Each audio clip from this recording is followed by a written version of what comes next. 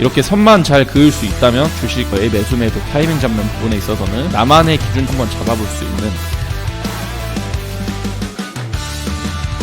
안녕하세요, 방문별의 메이크머니입니다.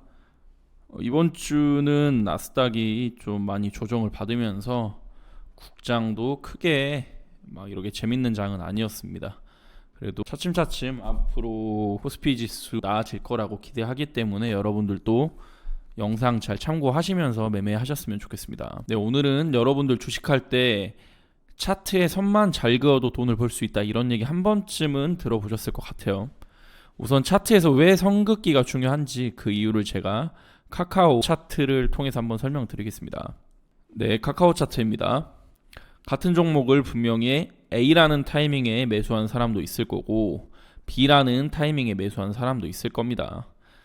A 부근에서 산 사람은 B 부근에서 매도를 했다면 정말 완벽하게 수익을 낼 수 있었겠죠. B라는 사람은 뭔가 여기서 더 갈 것 같아서 샀는데 줄줄 흘려내렸으니까 엄청 입맛도 없겠죠. 그런데 여기서 간단히 선 하나만 제대로 그을 줄 알았더라면 적어도 B 부근에서는 섣불리 매수하기보다는 매수를 해도 되는지 고민하면서 매매하셨을 겁니다.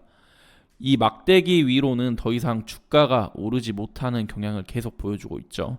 그래서 이 선만 미리 그어봤다면 B 시점에서는 되도록 매수하지는 않았을 거라는 거죠. 그리고 A에서 매수한 사람은 미리 B 시점에서 선을 뚫고 확실히 올라가 주지 못한다면 나는 매도하겠다라는 매도 전략을 세워볼 수도 있었을 거고요. 그러니까 한마디로 정리를 하자면 차트에 선을 긋는 이유는 주식을 매수하고 매도함에 있어서 어느 정도 타이밍을 잡기 위해서입니다. 그렇다고 해서 선을 긋는다고 해서 내가 100% 매수 매도 타이밍을 완벽히 다 찾을 수 있는 건 아닙니다. 하지만 적어도 바보같이 내가 왜 이 타이밍에 이 부근에 이 종목을 샀지, 왜 내가 바보같이 이때 팔았지라는 아쉬움을 조금이나마 덜 남기기 위해서 나만의 매수 매도 전략을 어느 기준 라인을 잡고 조금 세워보기 위해서 오늘 배우는 선들이 어느 정도 가이드라인 역할은 해줄 수 있다라고 생각을 하고 들으시면 좋겠습니다. 그럼 이제 하나씩 시작해 보겠습니다. 선을 그을 때는 간단히 두 가지만 딱 기억을 하시면 됩니다. 지지선과 저항선, 주가가 녹색선처럼 이렇게 움직였다고 했을 때요, 저점과 저점끼리 연결한 선을 지지선이라고 합니다. 그리고 고점과 고점을 연결한 검정색 선을 저항선이라고 합니다. 주가가 지지선 부근에선 더 이상 떨어지지 않고 버티다가 다시 올라가려는 모습을 보이고요. 반대로 저항선 부근에서는 더 이상 올라가지 못하고 저항받으면서 맞고 내려오고 있죠. 이해되셨나요? 이해를 돕기 위해서 차트상에서 한 번 더 설명드리겠습니다. 제가 여기 코스피 차트를 가지고 왔는데 코스피 차트에서 한번 제가 여기를 차트를 줄인 다음에 저항선을 한번 그어보겠습니다. 이렇게 최근에 코스피 차트에서 어디 라인이 번번이 저항이었냐, 이 2600포인트 부근 또는 2650포인트 부근, 이 부분을 보시면 좋을 것 같아요. 작년 6월 6일날 2650포인트 부근에서 먼저 코스피가 1차 저항을 받았죠. 그리고 다시 올라오더니 또 한 번 이렇게 2650포인트에서 작년 8월 1일에 또 한 번 저항을 맞습니다. 그리고 올 초 1월 2일 날 나스닥이 굉장히 강한 흐름이었는데도 역시나 이렇게 저항선으로 작용을 하니까 또 한 번 저항을 맞는 모습입니다.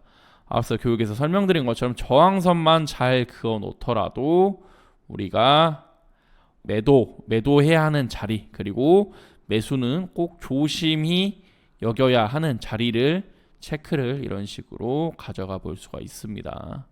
그러면 지지선을 한번 그어본다라고 하면 그래도 여전히 2200포인트에 이런 식으로 저는 지지선을 그어볼 수 있을 것 같습니다. 왜냐하면 재작년 22년이죠. 22년 굉장히 금리 인하로 나스닥과 국내장이 크게 무너졌을 때 2200포인트를 사수로 해줬는데, 그리고 나서 또 한 번 오르고 이렇게 또 한 번 내리더니 다시 한 번 내리더니 23년 2월에 또 한 번 2200포인트에서 지지를 해줬습니다. 그래서 국내 주식에서는 2200포인트가 강력한 지지라인으로 버티고 있다, 이 정도 참고하시면 되겠습니다. 그럼 이제 우리가 추세선을 한번 그어보겠습니다. 추세선은 전혀 어렵지가 않습니다.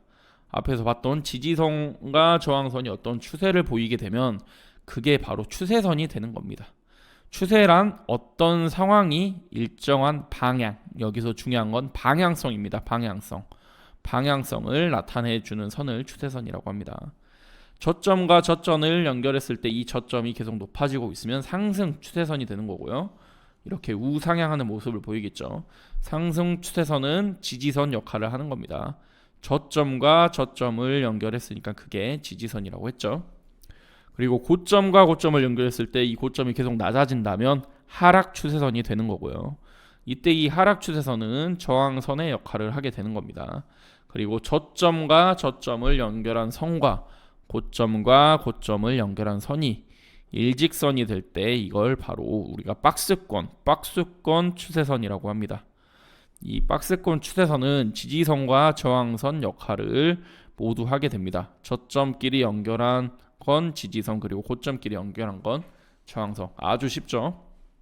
그리고 주가가 이렇게 평행 추세로 움직일 때는요, 박스 안에 갇힌 것 같다, 박스 안에 갇힌 것 같이 답답한 흐름이다 라고 해서 박스권이라고 얘기를 하는 거죠. 추세선도 너무 간단하죠. 그리고 실제 매매 시 나름의 기준점을 잡아볼 수도 있는 거고요. 차트상의 일정 구간 내에서도 여러분들이 엄청나게 많은 저항선과 지지선, 그리고 추세선들을 그어볼 수가 있습니다. 또 새롭게 형성되는 저점과 고점들을 연결해서 추세선도 계속해서 다시 그어줘야 되고요. 그 추세선을 이탈했을 때는 기존 추세선을 다시 또 길게 연결해서 또 참고해야 되는 경우도 발생합니다. 또 저항선이나 지지선을 주가가 돌파했을 경우에는 역할이 바뀌는 부분, 저항선이 지지선이 되고 지지선이 저항선이 됩니다. 오늘 배운 내용들 여러분들 관심 종목 차트에 우선 적용을 시켜서 선을 여러 개를 한번 직접 그어보셨으면 합니다. 선 긋는 걸 작도라고 하는데 이런 거는 차트 공부하는데 굉장히 큰 도움이 됩니다.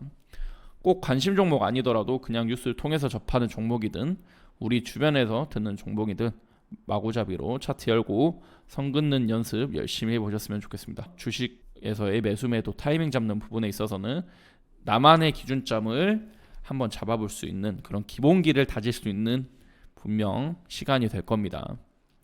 이번 영상도 주린이 분들에게 꼭 도움이 되는 내용이었기를 바라고요. 유익했다면 구독과 좋아요 부탁드리겠습니다. 감사합니다.